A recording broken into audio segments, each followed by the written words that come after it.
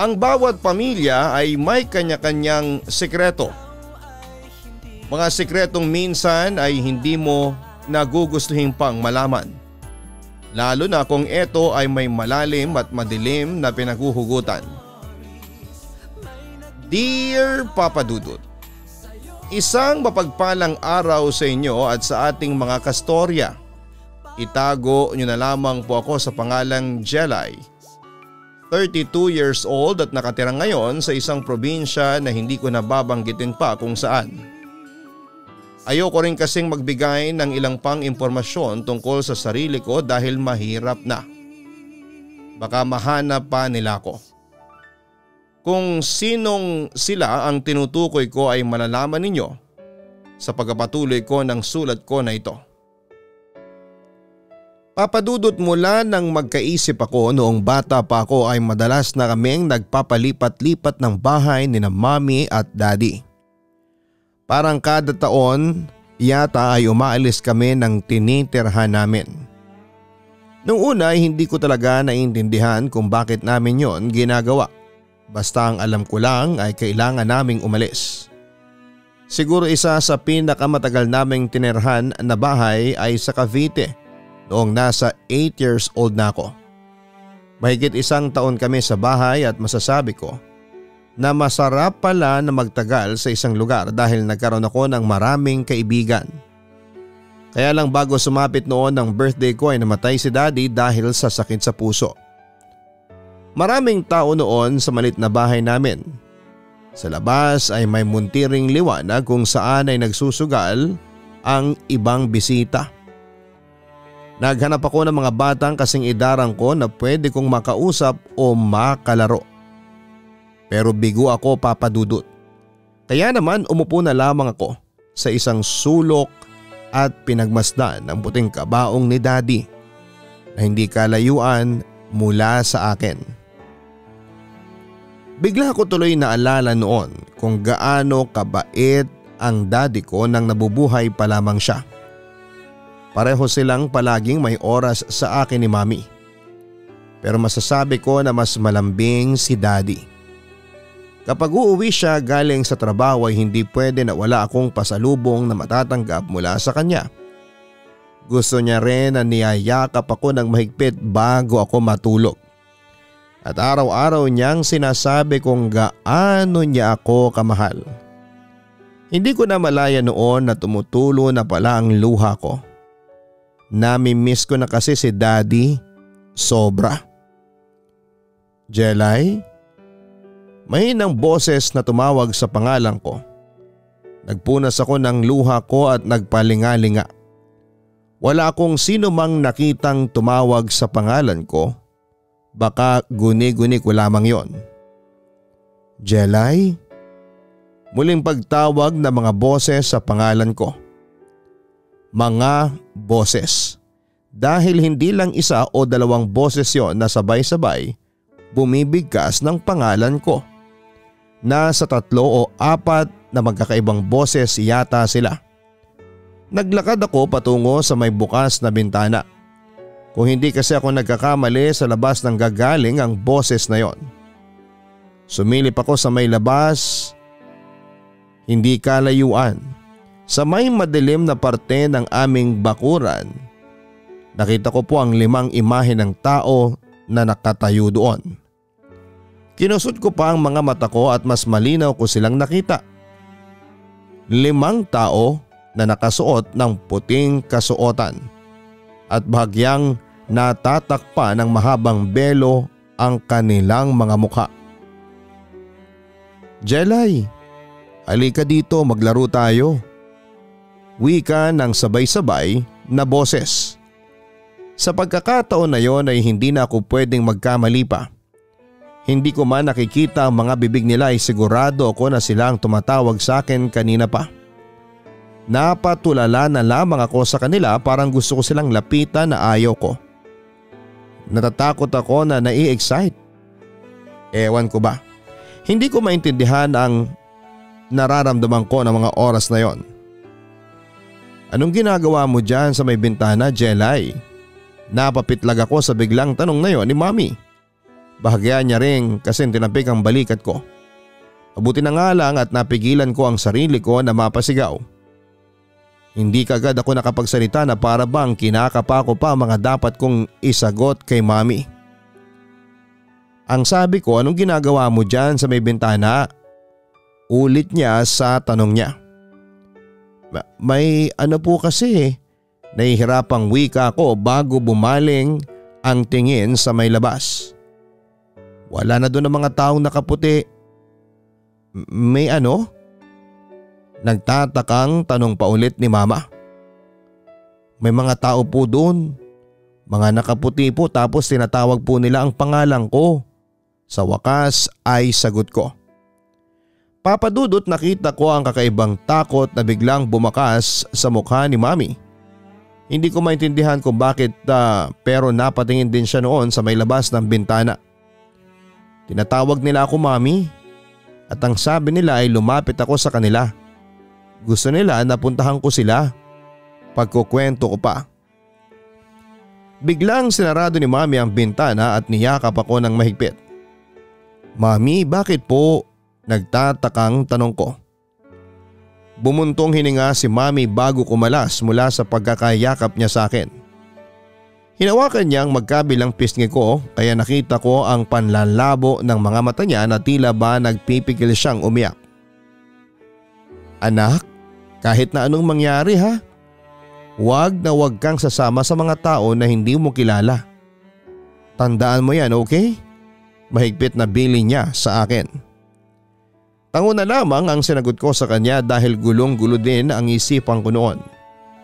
Hindi ko maintindihan si Mami pero tama naman ang sinabi niya na dapat ay hindi ako sumasama sa kung sino man ang tumawag sa akin na hindi ko naman kilala.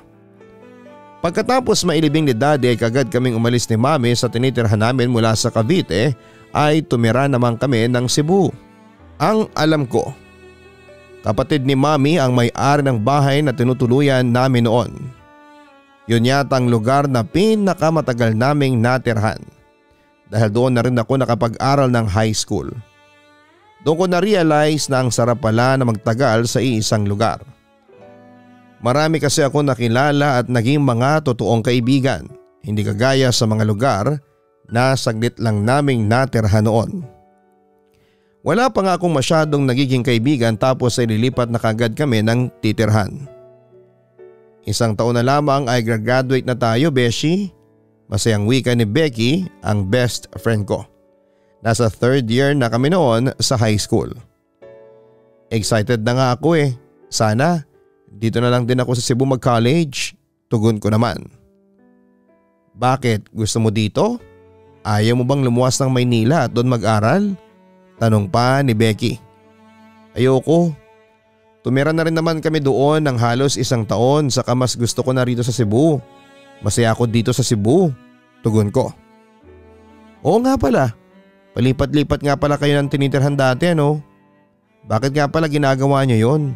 Muling tanong ni Becky. Hindi ko rin alam sa parents ko eh. Hindi naman nila sinasabi sa akin ang dahilan. Basta magigising na lang ako na inimpake na nila ang mga gamit namin para umalis ng bahay.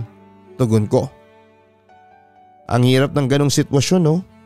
Ang hirap mga panang ugali ng mga taong makakasama mo sa bagong titirhan mo. Ang wika pa ni Becky. Sinabi mo pa. Kaya nga ayoko na talagang umalis ng Cebu eh. Gusto ko na rito na lang kami ni Mami forever. Pagsang-ayon ko. Ilang saglit pa ay dumating na ang sundo ni Becky. At ako naman ay naiwan sa may waiting shed sa labas ng school habang hinihintay ang pagdating ni Mommy. Habang nagse-cellphone ako ay nakita ko ang isang matandang babae na muntik nang masagasaan ng kotse. Kaagad na humarurot paalis ang kotse at inalalayan ko naman ang matandang babae. Ayos lang po ba kayo? May masakit po ba sa inyo? Gusto niyo po ba na dalhin ko kayo sa ospital? Nag-aalala at sunod-sunod na tanong ko pa. Nakangiti lang ang matanda habang titig na titig sa mukha ko. Nakasuot siya ng puting bestida at may puti ring balabal sa kanyang balikat. Malalim ang wrinkles sa kanyang mukha. Magaspang ang palad niyang nakahawak sa braso ko. At malaki ang ngiting nakaguhit sa maputla niyang mga labi. Lola, pagtawag ko sa kanya. Napakalaki mo na. Kamukhang kamukha mo si Enrico. Nakangiting wika niya na hindi pinansin ang mga tanong ko. Napalunok ako ng laway at ako naman ang napatitig sa kanya dahil sa pagbanggit niya sa pangalan ni Daddy. Kilala niyo po ang daddy ko? Nagtatakang tanong ko. Kilalang kilala. Nakangiti pang sagot niya. Hindi na ako nakapagsalita noon dahil sa totoo lang ay wala akong kilala ni isang kamag-anak sa side ni Daddy. At nang biglang magpaalam ang matandang babae ay hindi ko na siya pinigilan pa. Anak, sino yon? Nalingunan ko si Mami na hindi ko na malayang nakalapit na pala sa akin. Hindi ko po alam, Mami. Tinulungan ko lang po siya kasi muntik na po siyang masagasaan ng isang kotse kanina. Pero ang sabi niya po, kilala niya po si Daddy. Tugon ko at huling sinabi ko sa kanya, ang biglang nagpabago sa ekspresyon ng mukha ni Mami. Para bang biglang nabalot ng takot ang sarili niya. Hindi ba ang sabi ko sa iyo, huwag kang basta makikipag-usap sa hindi mo kilala? Bakit ba ang tigas ng ulo mo? Inis na wika ni Mami. Mami, tinutulungan ko lang naman po talaga siya. Pagdadahilan ko dahil yun naman ang katotohanan. Kahit na napakaraming masamang tao sa paligid kaya dapat hindi ka basta-basta nagtitiwala. Halika na nga, sumakay ka na ng kotse. Utos niya sa akin na kaagad kong sinunod, Papa Dudut. At sa buong biyahe namin pauwi ng bahay, ni isang beses ay hindi na niya ako noon kinausap. Pero napapatingin ako sa mukha ni Mami sa rear view mirror ng kotse. Nakikita ko ang takot sa mukha niya na huling beses kong nakita noong gabi ng burol ni Daddy, Papa Dudut. Papa Dudut, ng araw na yon, dapat ay kakain pa kami sa labas ni Mami bago umuwi ng bahay. Pero nag-take out na lamang kami ng pagkain at saka umuwi na. Tahimik pa rin noon si Mami at inihanda niya lang ang pagkain sa lamesa at sinabi niya na mauna na akong kumain dahil may tatawagan lamang siya. Naiwan ako sa kusina ng bahay namin na mag-isang nakaharap sa lamesang maraming pagkain. Nawalan na rin ako ng gana noon dahil sa kakaibang kinilos ni Mami. Kaya naman hindi ko rin napigil ang sarili ko at pinuntahan ko si Mami sa kwarto niya para tawagin siya at ayain na kumain. Sara, sigurado ako kamag-anak ni Enrico ang nakausap ni Jelay. Boses yun ni Mami mula sa loob ng kwarto. Napahinto na tuloy ako sa gagawin ko dapat na pagkatok sa pinto ng kwarto niya. Paano ka naman nakakasigurado? Boses yun ng tiyahin ko o Papa Dudut na si Tita Sara, ang kapatid ni Mami. Napansin ko na bahagya rin palang nakabukas ang pinto kaya maingat ko yung tinulak. Nakita ko naka-video call ni Mami si Tita Sara. Wala namang ibang nakakakilala kay Enrico lalo na sa Cebu. Malakas ang pakiramdam ko. Nasundan na nila kami ni Jelay dito. Nag-aalalang sabi ni Mami. Ano lang plano mo? Tanong ni Tita Sara.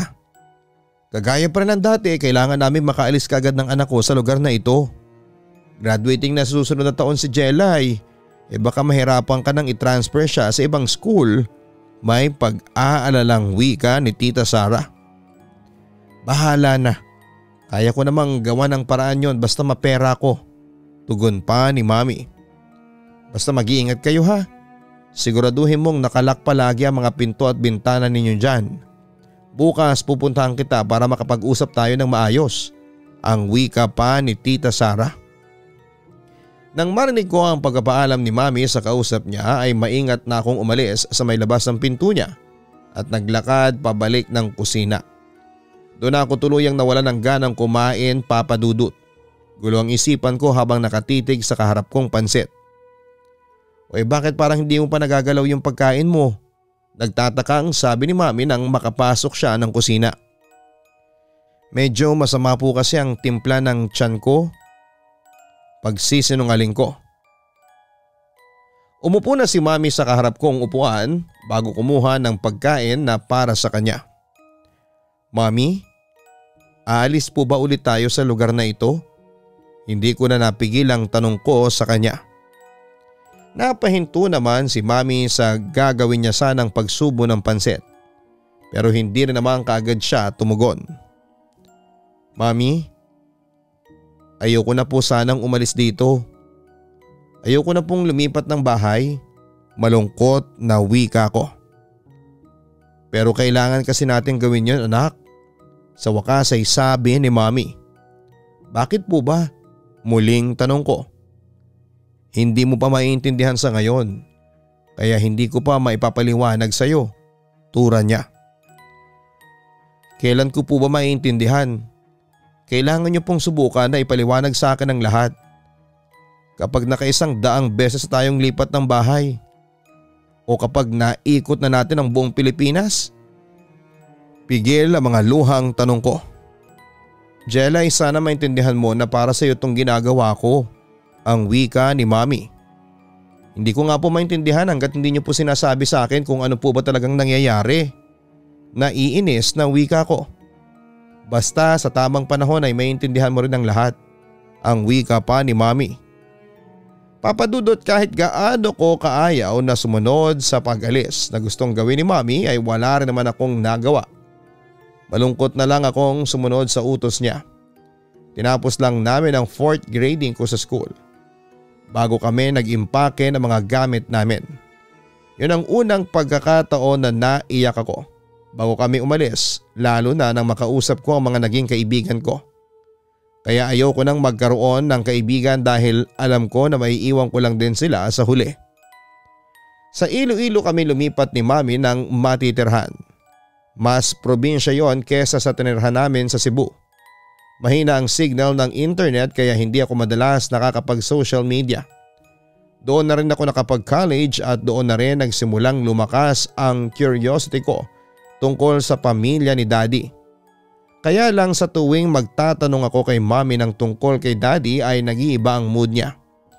Naiinis siya at nagagalit kaya pinigilan ko na lang din ang sarili ko na mag-usisa pa. Papadudot na sa 3rd year college ako nang mamatay si Mami sa isang aksidente. Nahulog sa tulay ang tricycle na sinasakyan niya at hindi siya nakaligtas. Sobrang bigat ng nangyaring yon para sa akin dahil tuluyan na akong naulila. Nahirapan talaga akong magsimula ulit pero pilit akong nagpakatatag. Mula noon ay si Tita Sara na ang tumayong guardian ko. Dalagang ina kasi siya kaya naging magaan lang sa kanya na ampunin ako at ituring na tunay na anak niya. Siya na rin ang nagpaaral sa akin hanggang sa makapagtapos ako ng kolehiyo. Sigurado ka na ba sa desisyon mo na ito na gusto mo nang lumuwas ng Maynila at doon maghanap ng trabaho? Tanong ni Tita Sara nang sabihin ko sa kanya ang plano ko na pagluwas ng Maynila. Opo tita, actually may naghihintay na rin po sa akin na trabaho doon, tugon ko. Ayaw mo na ba akong makasama dito sa probinsya? Medyo malungkot na tanong ulit niya. Hindi naman po sa ganon Tita Sara. Gusto ko lang din pong i-grab yung opportunity na naghihintay sa akin sa kumpanyang in-applyan ko sa Maynila. Huwag po kayong malungkot kasi madalas ko naman po kayong dadalawin dito, tugon ko sa kanya. Hindi naman ako masyadong nalulungkot dahil alam ko naman na may sariling buhay ka rin na hindi ko pwedeng kontrolin. Basta ito ang tatandaan mo Jelay ha, kahit saan ka pa man mapunta ay palagi kang mag-iingat at palagi ka rin magdarasal. At kung alam mo na may estrangherong tao na nakikipaglapit sa iyo, umiwas ka na kaagad dahil yon ang maglalagay sa iyo sa kapahamakan. Makahulugang wika ni Tita Sara. Gusto ko pa sanang magtanong pero pagkatapos niya akong yakapin ay tumalikod na rin siya. Pinaramdam niya na anuman ang nasimulan niyang sabihin ay wala na siyang plano na ituloy pa. Natuloy na nga ako sa Maynila papadudot. May kumpanya na akong papasukan noon para pagtrabahuhan. At hindi naman ako nahirapan na makahanap ng matitirhan. Solo lang ako noon sa maliit kong apartment at wala akong kahit na anong naging problema sa umpisa. Pero makalipas lamang ang halos isang taon ay nagsimula na ang mga kakaibang nangyayari sa loob at labas ng apartment ko.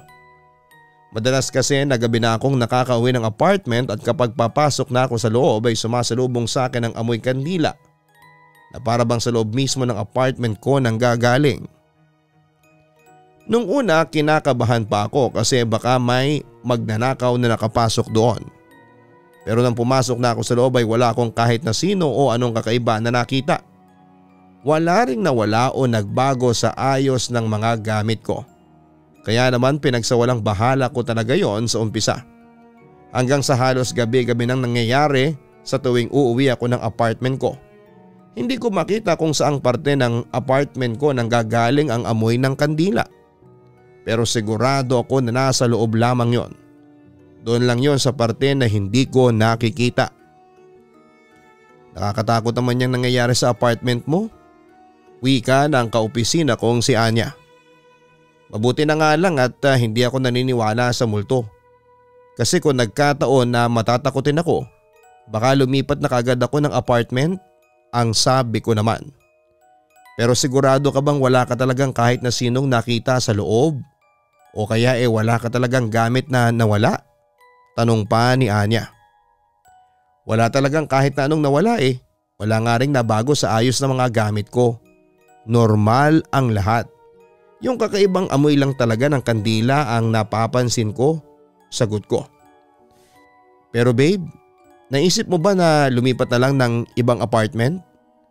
Hindi natin masabi, baka mamaya ay may kapitbahay ka na mahilig maglaro ng kandila. Baka kapag nagkasunog madamay pa ang apartment mo. Suhestyon naman ng boyfriend kong si Ponzi. Oo nga Jelay, lumipat ka na lang kaya ng apartment. Kaya lang hindi ka pwede sa amin kasi wala na kaming extra bed, dagdag pa ni Anya. Kung gusto mo pwede ka naman sa place ko. Ikaw ang bahala kung komportable ka na magkasama tayo sa isang bahay. Ang wika naman ni Ponzi. Nung una sinabi ko na sa kanila na hindi ko namang kailangan na lumipat ng matitirhan. Kasi baka nga sa kapitbahay lang talaga yung naaamoy kong kandila. Pero nang magsimula na akong makarinig ng mga kakaibang kaluskos sa labas ng bahay ay doon na ako nag-decide na lumipat na nga ng apartment sa boyfriend kong si Ponzi at doon magstay. Papadudot magtatatlong taon na ako sa Maynila nang makatanggap ako ng sulat mula sa isang malayong probinsya. Hindi ko nga alam kung paano nila nakuha ang address ko. Pero nang mabuksan ko ang sulat ay galing yon sa pamilya ng daddy ko na labis ko talagang kinagulat. Ang sabi sa sulat ay namatay na raw ang lolo ko na tatay ni daddy. At dahil nag-iisang apo lamang ako sa pamilya ni daddy ay sa akin daw nakapangalan ang bahay at lupa na naiwan nito. Tinawagan ko ang number na nasa sulat at nakumpirma ko na totoo ang nilalaman ng sulat na yon. Tungkol sa manang naghihintay sa akin. Kailangan ko lang pumunta ng probinsya para makita at mapirmahan ang mga papeles na tungkol sa mana ko. Sinubukan kong tawagan si Tita Sara pero hindi ko siya nakontak. Kaya naman nag-decide na lamang ako na pumunta sa probinsya na yon kasama si Anya at ang boyfriend kong si Ponzi. Papadudot medyo malayo rin ang probinsya na pinuntahan namin na nasa bandang norte na rin. Mabuti na lamang talaga at may kotse si Ponzi kaya kahit papaano ay hindi kami na-hassle sa biyahe. Ilang beses nga lang kaming naligaw dahil ang hirap talagang hanapin ang address na nasa sulat.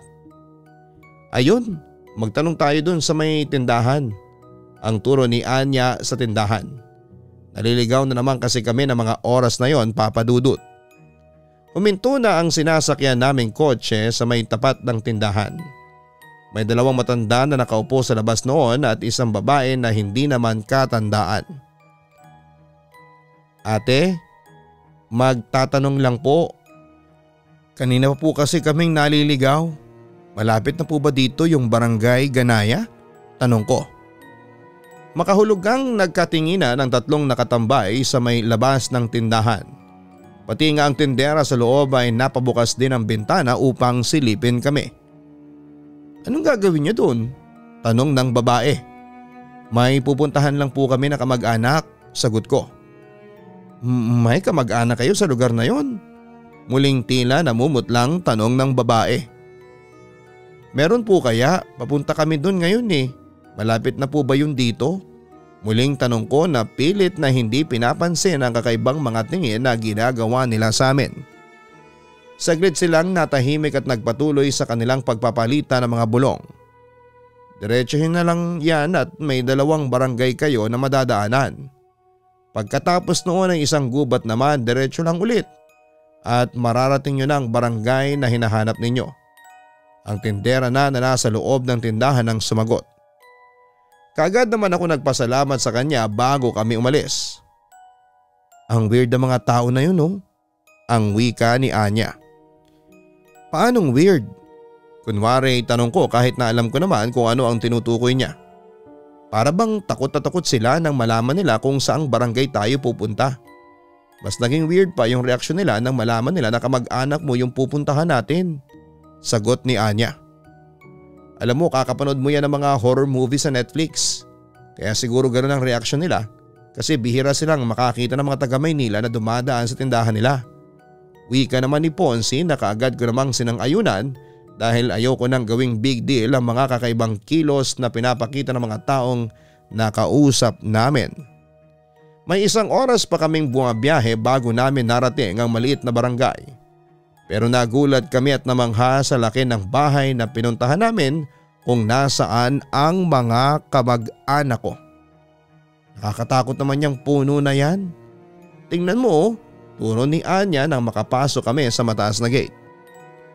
Grabe, oo nga. Anong puno yan? Wika ko. Hindi kasi kalayuan sa malaking bahay na nasa bakuran lang din ay ang napakalaking puno na maraming baging na nakasabit. Mukhang patay na ang puno dahil hindi na berde ang kulay ng mga dahon nito. Malapad din yon na siguro ay kasing lapad ng 10 tao na magkakahawak ang kamay at nakabilog. At kung pagmamasdan ng mabuti para bang may kakaibang nilalang na nakatira sa loob ng puno na yon. Puno yata yan ng balete, kaya ganyang kalaki, ang wika pa ni Ponsi. Pare-pareho kaming nakatingin sa malaking puno nang lumabas ang isang babae kasama ang iba pang tao mula sa loob ng malaking bahay. Niyaya niya na kaming pumasok sa loob. Ikaw na ba si Angeli? Wika ng babaeng halos kasing idara ni Tita Sara. Opo, pero Jelly na lang po ang itawag niyo sa akin, tugon ko. Ako nga pala si Tita Dana mo. Pinsan ako ng daddy mo. Pati sila ay pinsan din ng daddy mo. Ang turo ni Tita Dana sa mga kasama niya nang umiti sa akin. Napakatagal naming hinintay ang pagkakataon na ito. Napakatagal naming hinintay ang pagbabalik mo dito sa lugar natin. Wika pa niya. Galing na po ako dito? Hindi makapaniwalang tanong ko. Hindi mo natatandaan? Sa bagay, hanggang 2 years old ka lang tumira sa bahay na ito. Ako pa nga nag-alaga sa iyo. Palagi kang tumatakbo sa iba't ibang sulok ng bahay na ito hanggang sa mapagod ka na at makatulog. Akalain mo yon, yung iniwan mong bahay ikaw din palang magmamana.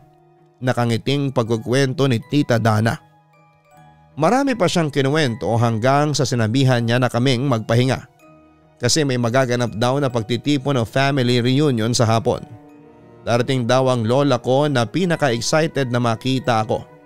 Magkasama kami sa isang kwarto ni Anya at nakahiwalay naman si Ponsi sa amin. Grabe Jelay, ang laki pala talaga ng bahay na mamanahin mo. Sigurado ako na pati yung mga lupa nakapangalan na sayo, malaki din. Wika ni Anya habang nag-aayos ng gamit. Nagulat nga ako, lalo na doon sa sinabi ni Tita Dana na tumira daw kami dito. Wika ako naman. Magugulat ka talaga kasi hanggang 2 years old ka lang naman dito, sabi naman niya. Nagtataka lang din naman kasi ako kung bakit walang sinabi sina mami at daddy tungkol sa pagtira namin sa bahay na ito. As in wala silang kahit na anong binanggit tungkol sa kamag-anak ni daddy. Kwento ko naman. Baka hindi nila tanggap ang mami mo. Alam mo yun, kagaya ng mga nangyayari sa teleserye na kaya nagpapakalayo-layo ang parents mo kasama ka kasi ayaw nila sa mami mo. Ganun. Wika naman ni Anya. Sa bagay pwede rin. pagsang-ayon ko naman. Pero Jelay, wala ka bang napapansin sa mga kamag-anak mo? Hindi naman sa pag-aano pero para kasing ang weird na mga ngiti nila nang makita ka nila. Tapos bulungan pa sila ng bulungan. Ewan ko ba pero para akong kinikilabutan sa mga tingin na ginagawa nila sa'yo. Wika niya. Kahit gusto kong sang-ayunan ng sinabi niya ay binago ko na lamang ang topic namin dahil ayaw kong takutin ang sarili ko pati na rin siya. Nang maghapon na ay lumabas na kami papadudot ng kwarto at nakita namin na marami ng tao sa sala. Dumating na pala ang ibang kamag-anak namin. At doon nga ay isa-isa silang pinakilala sa akin ni Tita Dana.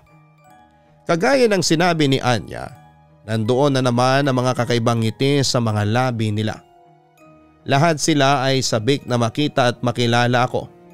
At nang dumating ang isang matanda ay bigla na lang nagsitahimikan ng lahat.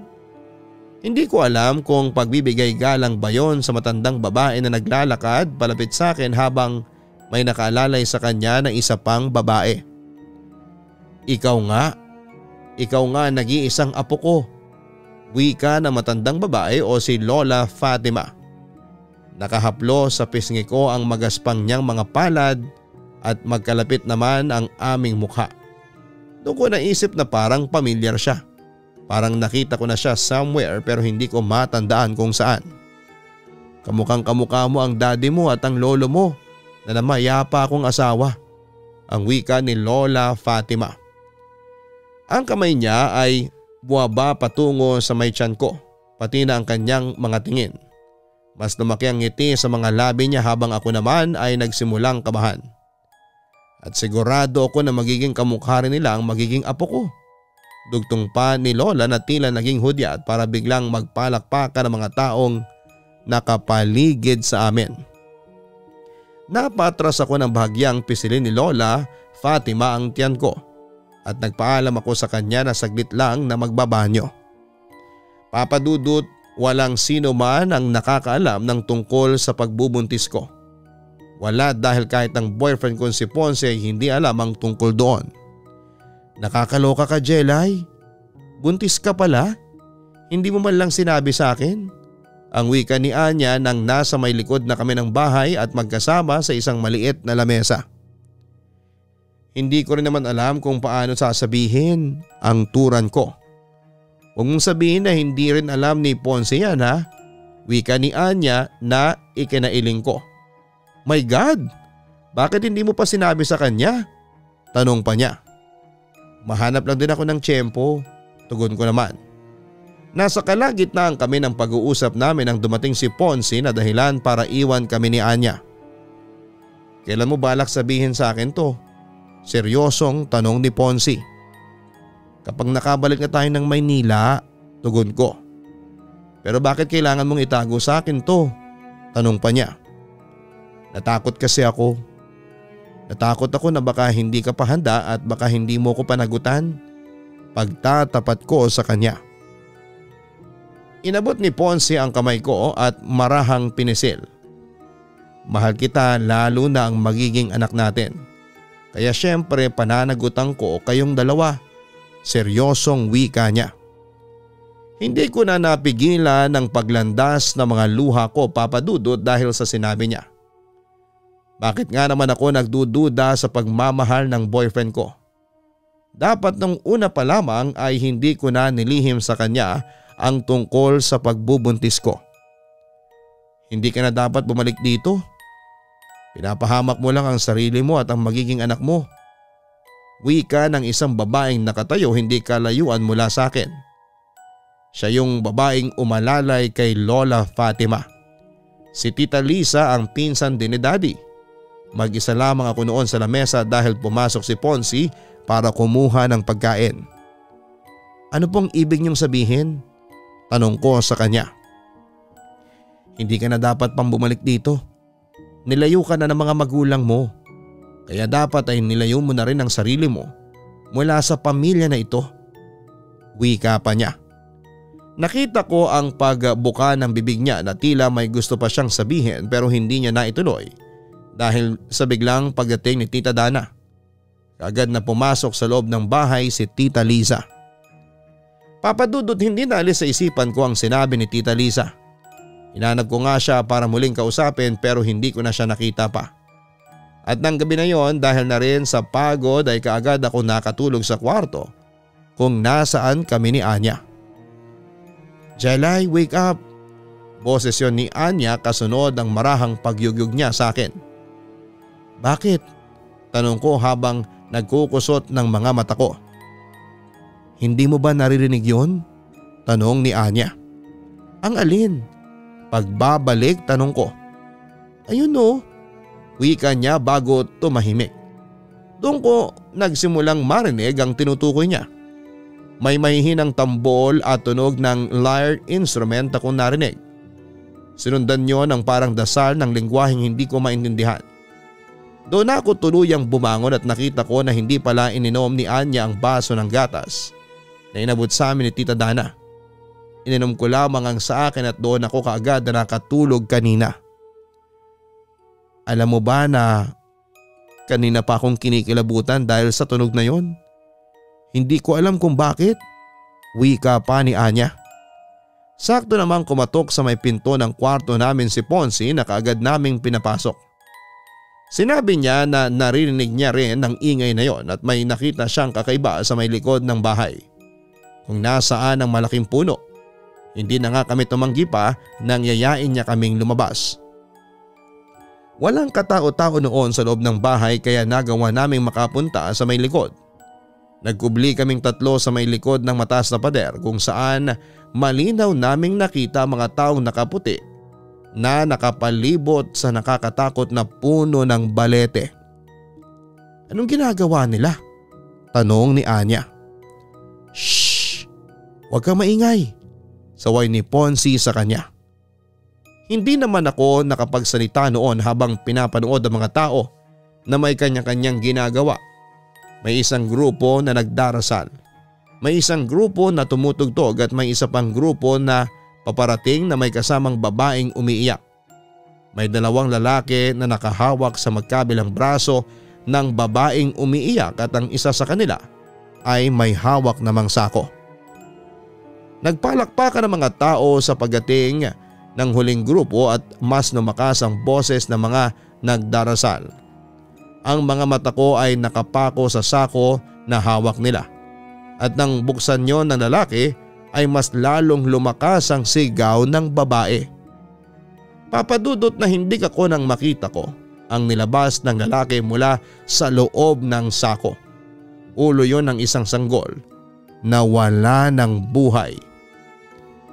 Napamura si Ponsi at kami naman ni Anya ay hindi nakagawa pang tumitig at nagtago sa may pader. Naluha kami sa mga nakita namin.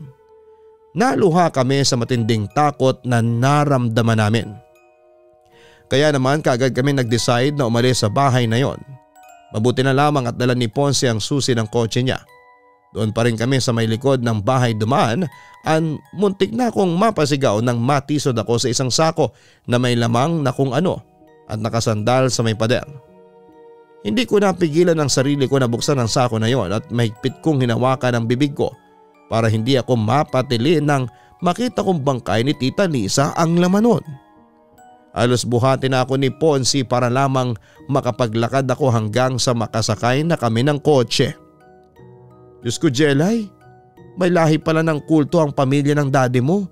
Naiiyak na wika ni Anya. Hindi ko rin alam. Wala akong alam na kahit na ano tungkol dito. Naiiyak kong sabi. Mabilis kaming nakalayo sa malaking bahay na yon at may isang oras na nagbiyahe. Malayo na ba tayo sa kanila? Wala bang nakasunod sa atin? Tanong ni Anya na nanghinginig ang boses. Malayo na tayo at wala akong nakikita na kahit anong sasakyan na sumusunod sa atin. Sagot ko. Napalingon ako kay Ponsi nang mapansin kong tahimik siya. Ponsi, ayos ka lang? Tanong ko sa kanya. Hindi siya sumasagot. Napatingin ako sa may labas ng bintana at napansin ko na masyado nang mabilis ang pagpapatakbo niya ng sasakyan. Ponsi, pwede mo na sigurong bagalan ang pagmamaneho. Nakalayo naman na tayo. Kinakabahang wika ko. Oo nga Ponsi, masyado na yata mabilis ang pagmamaneho mo. Dagdag pa ni Anya. Guys, ang totoo sira ang brake ng kotse kaya hindi ko alam kung paano ko pahihintuin. Garalgalang boses na sagot ni Ponzi. Ano? Bulalas ni Anya. Ponzi, may bata. Bigla namang sigaw ko nang may batang tumawid sa kalsadang dadaanan ng kotse namin. Papa Dudut, hindi ko na alam kung ano ang sumunod na nangyari ng mga oras na yon. Nagising na lamang ako na nasa ospital sa Maynila at may mga galos. Nandun na rin si Tita Sara at sinabi niya na 2 araw akong na-comatose dahil sa aksidente namin sa probinsya. Kaagad daw akong dinala sa Maynila nang dumating doon si Tita Sara. Wala naman daw na naging safe ang baby ko.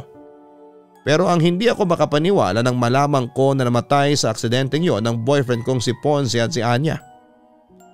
Papadudot noong ko na nalaman ang buong katotohanan tungkol sa pamilya ni Daddy. Sinabi ni Tita Sara na itinakas daw ako ni na Daddy at Mommy mula sa pamilya na yon dahil ako raw ang magmamana ng ginagawa ni Lola Fatima sa seremonya tuwing kabilugan ng buwan. Ako ang magiging taga-pugot ng ulo ng baby na inaalay sa puno ng balete na sinasamba nila. At ang magiging anak ko naman ang susunod na iaalay sa pamilya namin. Yun daw ang dahilan kung bakit palipat-lipat kami noon ng bahay ni na Daddy at Mommy. Doon ko na-realize na parang sinasadya ang lahat. Kaya pala hindi ko makontak si Tita Sara bago kami umuwi ng probinsya dahil may tumulak daw sa kanya sa hagdan sa may overpass at ilang araw siyang naospital. Sinadya yung mangyari para hindi niya ako mapigilan na umuwi ng probinsya ni na Daddy. Sinadya rin ng pananakot sa akin sa loob ng apartment ko para doon ako magstay sa place ni Ponzi. Dahil sumakto na noong linggo na nalaman ko na nagdadalang tawa ko, saka ako nakatanggap ng sulat mula sa pamilya ni Daddy. Ibig sabihin lahat ng galaw ko ay binabantayan nila. Bawat kilos ko ay pinapanood nila. Sa ngayon, Papa Dudut, 6 na taon na ang anak kong si Lilia at kagaya ng ginagawa namin noon ni na Daddy at Mommy ay ilang beses na rin kaming lumipat ni Lilia ng bahay na tinitirhan. Dahil ilang beses na rin kaming nasusunda ng pamilya ni Daddy na may lahing kulto. At umaasa ako na balang araw ay titigilan na nila kami dahil kahit kailan ay ayoko maging parte ako, lalo na ng anak ko, ng seremonyang ginagawa nila na para sa dyablo. Lubos na gumagalang, Jelay. Hindi lahat ng tao ay pwede nating pagkatiwalaan kahit pa nga ito ay tinatawag na parte ng ating pamilya. Dahil minsan ay pwedeng sila rin ang magdala sa atin ng totoong kapahamakan. Maraming salamat, Jelay, sa pagsulat mo sa ating YouTube channel. Talaga namang kakilakilabot ang naging pagbabakasyon ninyo sa probinsya kung saan nagmula ang daddy mo. Ramdam ko ang takot na nakasunod sa iyo magpahanggang sa ngayon. Ang payo ko sa iyo ay pwede kang lumapit sa simbahan o sino mang alagad ng simbahan na maaaring makatulong sa sitwasyon mo sa ngayon. Sigurado ako na may papayo sila na pwede mong gawin para tuluyan ka nang makawala mula sa pamilya ng daddy mong hanggang sa ngayon ay sumusunod pa rin sa iyo. Pero patuloy ka pa rin magdasal sa Poong May Kapal na gabayan ka at ang iyong anak na si Lilia. At sana'y malampasan ang mga pagsubok pa na darating sa buhay ninyong mag-ina. Hanggang sa muli, ako po ang inyong si Papa Dudut. Huwag kalimutan na mag-like, share and subscribe. Maraming salamat po sa inyong lahat. Ang buhay ay mahiwaga, laging may lungkot at saya. Sa Papa Dudut Stories, laging may karamay ka.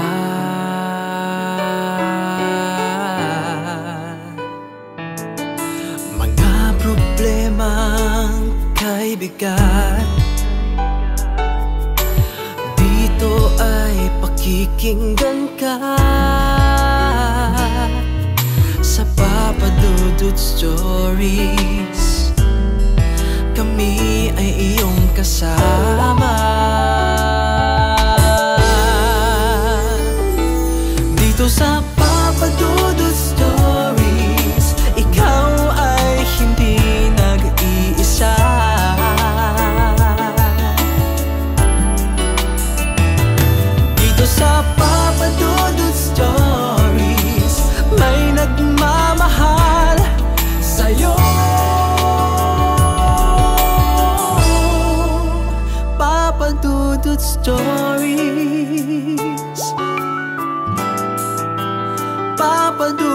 gusto